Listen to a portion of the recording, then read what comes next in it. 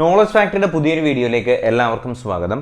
അപ്പോൾ ഈ ആഴ്ചത്തെ തൊഴിൽ വീതിക്കകത്ത് നമ്മുടെ പി എസ് സിയെ പറ്റിയിട്ട് ഒരുപാട് പി എസ് സി അപ്ഡേറ്റുകൾ പറയുന്നുണ്ട്. അപ്പോൾ നമ്മൾ ഇന്ന് വീഡിയോയിൽ നോക്കാനായിട്ട് പോകുന്നത് ഈ ആഴ്ചത്തെ ഏറ്റവും പ്രധാനപ്പെട്ട പി എസ് സി അപ്ഡേറ്റുകളെ കുറിച്ചും വാർത്തകളെ കുറിച്ചുമാണ്.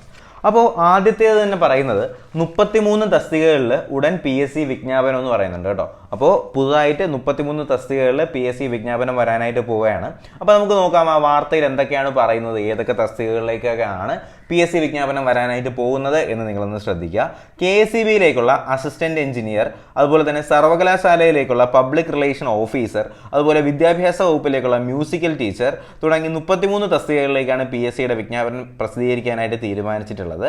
പട്ടികജാതി പട്ടികവർഗ്ഗക്കാർക്കുള്ള സ്പെഷ്യൽ റിക്രൂട്ട്മെന്റ്, അതുപോലെ തന്നെ സംവരണ സമുദായങ്ങൾക്കുള്ള NCA നിയമന വിജ്ഞാപനങ്ങളും ഇതിനകത്ത് ഉൾപ്പെടുത്തിയിട്ടുണ്ട്. അപ്പോൾ ഏതൊക്കെ തസ്തികകളാണെന്ന് കൃത്യമായിട്ട് ഇതിനകത്ത് പറയുന്നില്ല. അത് പി എസ് സിയുടെ അപ്ഡേഷൻ വരുമ്പോഴത്തേക്കും നമുക്ക് വളരെ കൃത്യമായിട്ട് അത് മനസ്സിലാക്കാനായിട്ട് സാധിക്കും. നിലവിൽ ഇപ്പോൾ പ്രധാനപ്പെട്ട വിജ്ഞാപനങ്ങളെന്ന് പറഞ്ഞിട്ട് ജനറൽ റിക്രൂട്ട്മെന്റിനകത്ത് വന്നിട്ടുള്ളത് ജലഗതാഗത വകുപ്പിലേക്കുള്ള മെക്കാനിക്കൽ എഞ്ചിനീയർ, അതുപോലെ തന്നെ സർവകലാശാലയിലേക്കുള്ള public relation officer, assistant engineer electrical, അതുപോലെ തന്നെ ഡെവലപ്മെന്റ് കോർപ്പറേഷനിലേക്കുള്ള സെക്രട്ടറി കം ഫിനാൻസ് മാനേജർ പോലുള്ള തസ്തികകളാണ് ജനറൽ സംസ്ഥാന തലത്തിനകത്ത് വരുന്നത്. ജനറൽ ജില്ലാ തലത്തിനകത്ത് വരുന്നത് മ്യൂസിക്കൽ ടീച്ചർ, കാർഷിക വികസന കോർപ്പറേഷനിൽ ക്ഷേമ വകുപ്പിലേക്കുള്ള സൂപ്രണ്ട്, അതുപോലെ തന്നെ മെക്കാനിക്, പൊതുമരാമത്ത് ഇലക്ട്രിക്കൽ വിഭാഗം, അതിൻ്റെ ലൈൻമാൻ വരുന്നുണ്ട്. പിന്നെ വനം വകുപ്പിലേക്കുള്ള ഫോറസ്റ്റ് ബോട്ട് ഡ്രൈവർ പാർട്ട് 1, വനം വകുപ്പിലേക്കുള്ള ഡ്രൈവറിൻ്റെതൊക്കെ വരുന്നുണ്ട് കേട്ടോ. അപ്പോൾ അതൊക്കെ നമ്മൾ ജനറൽ ജില്ലാ തലത്തിനുള്ളതാണ്. പിന്നെ സ്പെഷ്യൽ റിക്രൂട്ട്മെൻറ്റുകാർക്ക് വേണ്ടിയിട്ട് എഞ്ചിനീയർ ഇൻ ചാർജ് ST, അതുപോലെ തന്നെ പ്രൊഫസറിൻ്റെ വരുന്നുണ്ട്, നോൺ വൊക്കേഷണൽ ടീച്ചർ മാത്തമാറ്റിക്സിൻ്റെ വരുന്നുണ്ട്, അതുപോലെ കെമിസ്ട്രി ടീച്ചറിൻ്റെ വരുന്നുണ്ട്, ഫിസിക്സ് ഹൈസ്കൂൾ ടീച്ചർ വരുന്നുണ്ട്, സ്റ്റാഫ് നേഴ്സൊക്കെ സ്പെഷ്യൽ റിക്രൂട്ട്മെൻറ്റ് സംസ്ഥാന തലത്തിന് വരുന്നുണ്ട്. അതുപോലെ സ്പെഷ്യൽ റിക്രൂട്ട്മെൻറ്റ് ജില്ലാ തലത്തിനകത്താണെങ്കിൽ ലിഫ്റ്റ് ഓപ്പറേറ്റർ, അതുപോലെ തന്നെ NCA വിജ്ഞാപനങ്ങളല്ലാതെയും ഒരുപാട് വരുന്നുണ്ട്. ഹൈസ്കൂൾ ടീച്ചർ അറബിക്, അതുപോലെ തന്നെ ഫാർമസിസ്റ്റ് ഗ്രേഡ് 2 ഒക്കെ NCA ജില്ലാ തലത്തിനകത്തും വരുന്നുണ്ട്. അപ്പോൾ എന്തായാലും 33 തസ്തികകളിനകത്ത് കേരള പി എസ് സിയുടെ പുതിയ വിജ്ഞാപനങ്ങൾ വരാനായിട്ട് പോവുകയാണ്. അപ്പോൾ ഈ ക്വാളിഫിക്കേഷനും കാര്യങ്ങളൊക്കെ ഉള്ളവർ ആ കാര്യങ്ങളൊക്കെ ഒന്ന് ശ്രദ്ധിക്കുക. നിങ്ങൾക്ക് പുതിയൊരു അവസരം തന്നെയാണ് വരാനായിട്ട് പോകുന്നത്. അതുപോലെ തന്നെ നമ്മുടെ ഹൈസ്കൂൾ സ്കൂൾ ടീച്ചറിൻ്റെ മാത്സ്, അതുപോലെ തന്നെ ഡ്രാഫ്റ്റ്മാൻ പരീക്ഷകളിലേക്ക് അന്തിമ ഉത്തര സൂചികയിൽ പാളിച്ച വ്യാപക പരാതി എന്ന് പറയുന്നുണ്ട്. അപ്പോൾ ഇതിനകത്ത് പറയുന്ന വേറെ ഒന്നുമല്ല, ശരി ഉത്തരം എഴുതിയ ഉത്തരങ്ങൾക്ക് കേരള പി എസ് സി കൊടുത്തിട്ടുള്ള ആൻസർ കീ തെറ്റുത്തരവും തെറ്റുത്തരത്തിന് ശരി ഉത്തരം എന്ന് പറഞ്ഞു കൊടുത്തിട്ടുണ്ട്. നിലവിൽ ആൻസർ കീ വെച്ച് നോക്കുമ്പോഴത്തേക്കും ശരി ഉത്തരം എഴുതിയവർക്ക് കൂടി ഉത്തരം തെറ്റി നെഗറ്റീവ് മാർക്ക് വരുന്ന രീതിയിലുള്ള ആൻസർ കീയാണ് ഇപ്പോൾ നിലവിൽ പി എസ് സിയിൽ വന്നിട്ടുള്ളത്. അപ്പോൾ ഇതിനെതിരെ വ്യാപക പരാതികളൊക്കെ പോയിട്ടുണ്ട്. അപ്പോൾ എന്തായാലും പി എസ് സി ഒരു ഉത്തര സൂചിക മാറ്റാൻ തന്നെയാണ് സാധ്യത. അതുപോലെ തന്നെ നമ്മുടെ കേട്ടറ്റ് പരീക്ഷ മാറ്റിയ കാര്യം നിങ്ങളെല്ലാവരും അറിഞ്ഞു കാണും. നവംബർ 26-നും 27-നുമായിട്ട് നടത്താനിരുന്ന പരീക്ഷയാണ് ഡിസംബർ 3-4 തീയതികളിലേക്ക് മാറ്റിയിട്ടുള്ളത്.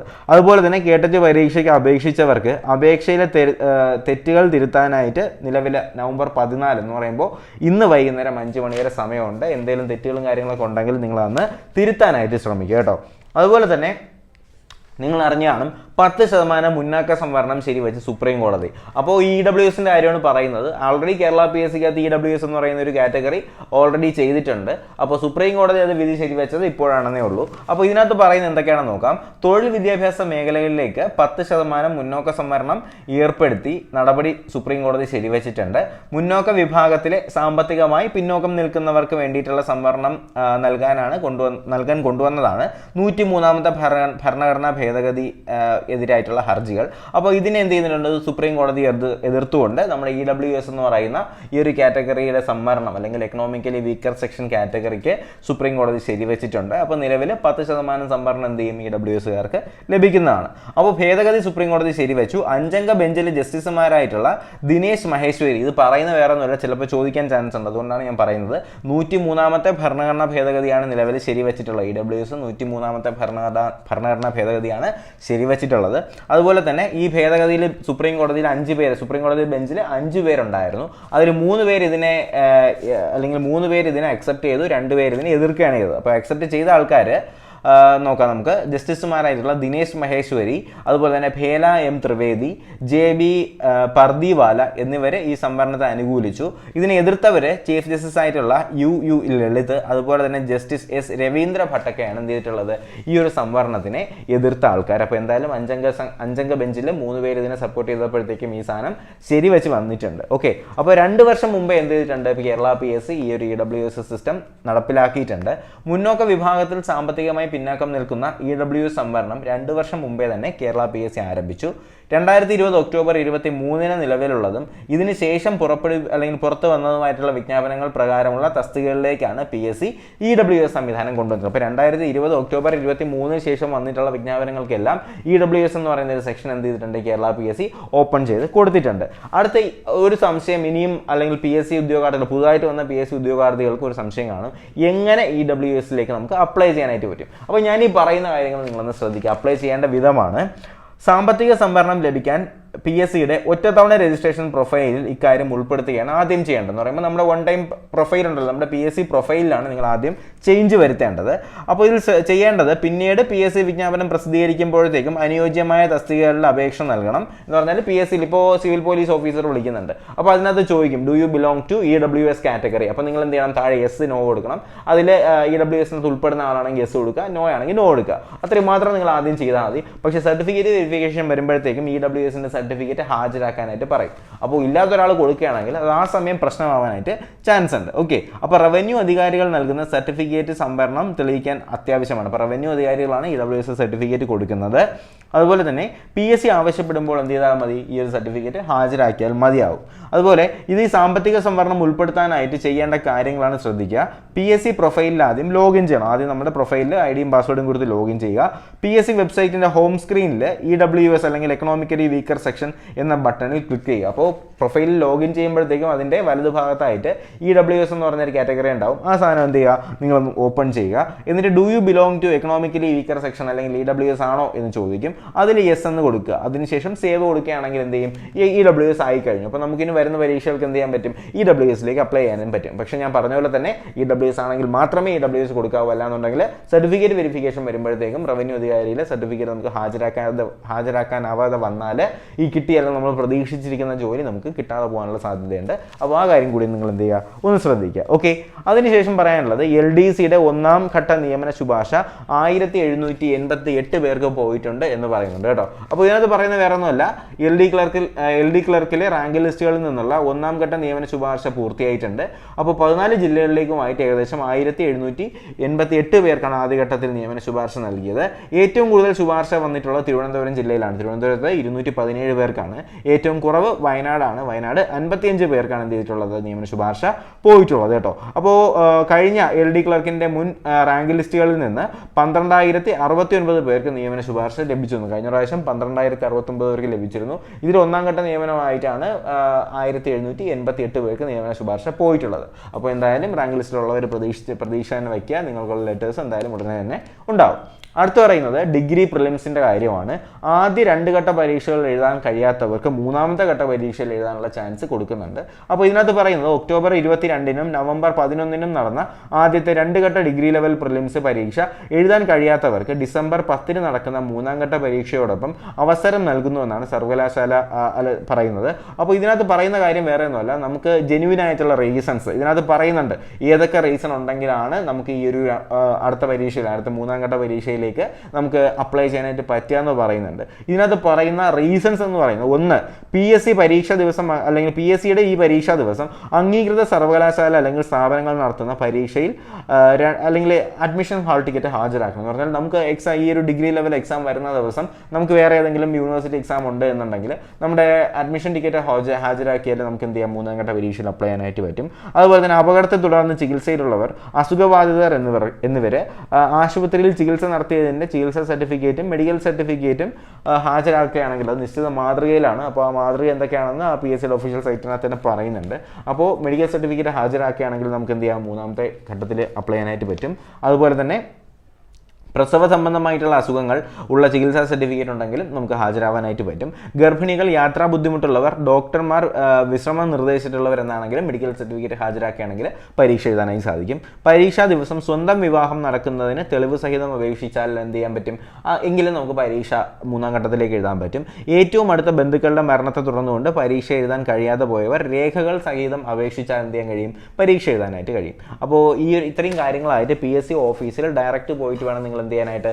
അപേക്ഷിക്കാനായിട്ട്. ആ ഒരു സമയത്ത് നമുക്ക് എന്ത് ചെയ്യാം? പരീക്ഷ എഴുതാനായിട്ട് കഴിയും. അപ്പോൾ ഇതാണ് ഈ ഒരു ഡിഗ്രി ലെവൽ പ്രിലിംസുമായിട്ട് റിലേറ്റ് ചെയ്തിട്ടുള്ള ഏറ്റവും പ്രധാനപ്പെട്ട കാര്യം എന്ന് പറയുന്നത്. അതുപോലെ തന്നെ നിങ്ങൾ അറിഞ്ഞാണ് ഇന്റലിജൻസ് ബ്യൂറോയുടെ ഒരു വിജ്ഞാപനം വന്നിട്ടുണ്ടായിരുന്നു. ആ വിജ്ഞാപനം നിലവിൽ ഇപ്പോൾ പിൻവലിച്ചിട്ടുണ്ട്. അതുപോലെ ഇതിനകത്ത് ചോദിച്ചിട്ടുള്ള മറ്റൊരു കാര്യം, നമ്മുടെ സിവിൽ പോലീസ് ഓഫീസറിൻ്റെ റാങ്ക് ലിസ്റ്റുകൾ ഇനിയും വൈകുമോ എന്ന് ചോദിച്ചിട്ടുണ്ട്. അപ്പോൾ ഇതിൻ്റെ ചോദ്യം ഇതാണ്: സിവിൽ പോലീസ് ഓഫീസർ കായികക്ഷമതാ പരീക്ഷ പൂർത്തിയായ സാഹചര്യത്തിൽ റാങ്ക് ലിസ്റ്റുകൾ ഈ മാസം പ്രസിദ്ധീകരിക്കുമോ? ഡിസംബർ അവസാനം പുതിയ വിജ്ഞാപനത്തിന് സാധ്യത ഉണ്ടോ എന്ന് പറയുന്നുണ്ട്. അപ്പോൾ ഞാൻ ഇന്നലെ ഒരു വീഡിയോ ചെയ്തിട്ടുണ്ടായിരുന്നു, 2023-24 വരാൻ പോകുന്ന പരീക്ഷകളെന്ന് പറഞ്ഞൊരു വീഡിയോ ചെയ്തിട്ടുണ്ടായിരുന്നു.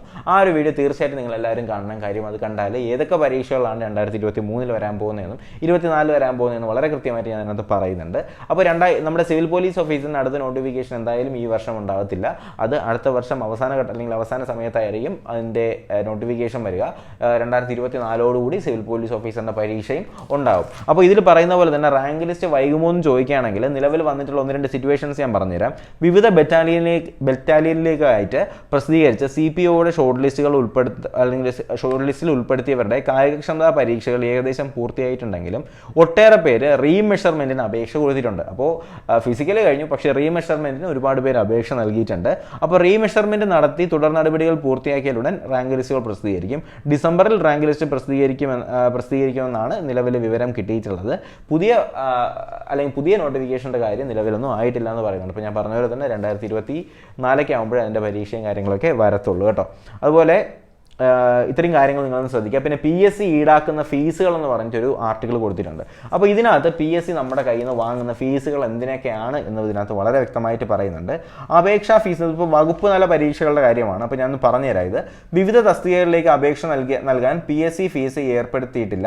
അച്ചടിച്ച ഫോമിൽ അപേക്ഷ സ്വീകരിക്കുന്ന സമയത്ത് ജനറൽ വിഭാഗക്കാർക്ക് 10 രൂപയും അതുപോലെ തന്നെ SC ST വിഭാഗത്തിൽപ്പെട്ടവർക്ക് 5 രൂപയും ഫീസ് ഉണ്ടായിരുന്നു. എന്നുവെച്ചാൽ ആദ്യ സമയത്താണ് കേട്ടോ. ആദ്യ സമയത്ത് ജനറൽ വിഭാഗക്കാർക്ക് 10 രൂപയും SC ST വിഭാഗക്കാർക്ക് 5 രൂപയും ഫീസ് ഉണ്ടായിരുന്നു. അപേക്ഷ സമർപ്പണം ഓൺലൈനിലേക്ക് മാറിയപ്പോൾ ഫീസ് പൂർണ്ണമായിട്ട് ഒഴിവാക്കി. അപ്പോൾ PSCയിൽ ഫീസ് എന്ന് പറയുന്ന ഒരു സിസ്റ്റം നിലവിലിപ്പോൾ ഇല്ല. പണ്ടുണ്ടായിരുന്നു. ഞാൻ പറഞ്ഞ പോലെ തന്നെ ജനറൽക്കാർക്ക് 10 രൂപയും SC STക്കാർക്ക് 5 രൂപയായിരുന്നു ആ ഒരു സമയത്തെ ഫീസ് എന്ന് പറയുന്നത്. അതുപോലെ എന്നാൽ OMR പരീക്ഷകളുടെ ഉത്തരക്കടലാസ് പുനഃപരിശോധന, ഫോട്ടോകോപ്പി എന്നിവയ്ക്ക് ഫീസുകൾ ഏർപ്പെടുത്തിയിട്ടുണ്ട്. ഉത്തരക്കടലാസ് പുനഃപരിശോധനയ്ക്ക് 85 രൂപയും ഉത്തരക്കടലാസിൻ്റെ ഫോട്ടോകോപ്പിക്ക് 335 രൂപയുമാണ് ഫീസ് കൊടുക്കേണ്ടത്. ഇത് വകുപ്പ് തല പരീക്ഷ അപേക്ഷിക്കുന്നതിനും സർട്ടിഫിക്കറ്റ് ലഭിക്കുന്നതിനും മറ്റും ഫീസ് നിർബന്ധമാണ്. നിലവിൽ പരീക്ഷ അപേക്ഷിക്കുന്നതിന് ഫീസുകളില്ല. പക്ഷേ പേപ്പർ റീചെക്ക് ചെയ്യണമെന്നുണ്ടെങ്കിൽ 85 രൂപയും പേപ്പറിൻ്റെ കോപ്പി ഇടണമെന്നുണ്ടെങ്കിൽ 335 രൂപയാണ് കേരള PSCയുടെ ഫീസുകൾ എന്ന് പറയുന്നത്. അതുപോലെ തന്നെ വകുപ്പ് തല പരീക്ഷകളുടെ ഫീസ് എന്ന് പറഞ്ഞ് ഇതിനകത്ത് കൊടുത്തിട്ടുണ്ട്. അപേക്ഷാ ഫീസ് ഒരു പേപ്പറിന് 160 രൂപയാണ്. സർട്ടിഫിക്കറ്റ് ഓരോ സർട്ടിഫിക്കറ്റിനും 210 രൂപയാണ്. ഡ്യൂപ്ലിക്കേറ്റ് സർട്ടിഫിക്കറ്റ് അപ്ലൈ ചെയ്യണമെങ്കിൽ 1080 രൂപ കൊടുക്കണം. OMR ഉത്തരക്കടലാസിൻ്റെ പകർപ്പ് ലഭിക്കുന്നതിനായിട്ട് വകുപ്പ് തല പരീക്ഷകളുടെ കാര്യമാണ്, അതിന് 630 രൂപയാണ്. OMR ഉത്തരക്കടലാസ് പുനഃപരിശോധിക്കാനായിട്ട് 85 രൂപ എന്ന് പറയുന്നത് 160 രൂപയായിട്ട് ഇവിടെ മാറിയിട്ടുണ്ട്. സർട്ടിഫിക്കറ്റ് സെർച്ച് ഫീസ് ഓരോ വർഷവും 315 ആണ്. അതുപോലെ അഫിഡവിറ്റ് ഫീസ് എന്ന് പറഞ്ഞിട്ട് 315 രൂപയും ഓരോ കാറ്റഗറി എക്സാംസിന് വാങ്ങുന്നുണ്ട് കേട്ടോ. അപ്പോൾ നിലവിൽ നമുക്ക് നമ്മുടെ ജനറൽ എക്സാംസിനൊന്നും ഇതുവരെ കേരള PSC ഫീസുകളൊന്നും വച്ചിട്ടില്ല. അപ്പോൾ പണ്ട് കാലത്ത് ഫീസുകളും കാര്യങ്ങളൊക്കെ ഉണ്ടായിരുന്നു. അപ്പോൾ ഇത്രയും കാര്യങ്ങളാണ് നമ്മുടെ തൊഴിൽ വീതിക്കകത്ത് പറഞ്ഞിട്ടുള്ള ഏറ്റവും പ്രധാനപ്പെട്ട PSC അപ്ഡേറ്റുകളും വാർത്തകളും എന്ന് പറയുന്നത്. അപ്പോൾ തീർച്ചയായിട്ടും അപ്ഡേഷൻ ലഭിക്കുന്നതിനായിട്ട് എന്ത് ചെയ്യുക? ചാനൽ സബ്സ്ക്രൈബ് ചെയ്ത് ബെൽ ബട്ടൺ കൂടി എനേബിൾ ചെയ്യുക. അതുപോലെ ബാക്കി നോട്ടിഫിക്കേഷൻസും ക്ലാസ്സുകൾ ലഭിക്കുന്നതിനായിട്ട് നമ്മുടെ ടെലിഗ്രാം ചാനലിലേക്ക് ജോയിൻ ചെയ്താൽ മാത്രം മതി. ലിങ്ക് ഞാൻ ഡിസ്ക്രിപ്ഷൻ ബോക്സിൽ കൊടുത്തേക്കാം. എന്തെങ്കിലും സംശയമുള്ളവരെ എനിക്ക് ഡയറക്റ്റായിട്ട് മെസ്സേജ് അയക്കുക. ഇൻസ്റ്റാഗ്രാമിൽ മെസ്സേജ് അയക്കാനുള്ള ലിങ്ക് ഞാൻ കമൻറ്റ് ബോക്സിൽ പിൻ ചെയ്യുന്നുണ്ട്. കുറച്ച് താമസിച്ചാലും നിങ്ങൾക്ക് ഞാൻ റിപ്ലൈ തരുന്നതായിരിക്കും. ഓക്കെ, അപ്പോൾ എന്തായാലും പുതിയൊരു വീഡിയോയും ക്ലാസ്സും ഒക്കെ ആയിട്ട് നമുക്ക് ഉടനെ തന്നെ കാണാം. അതുവരേക്കും എല്ലാവർക്കും bye bye, good bye, take care.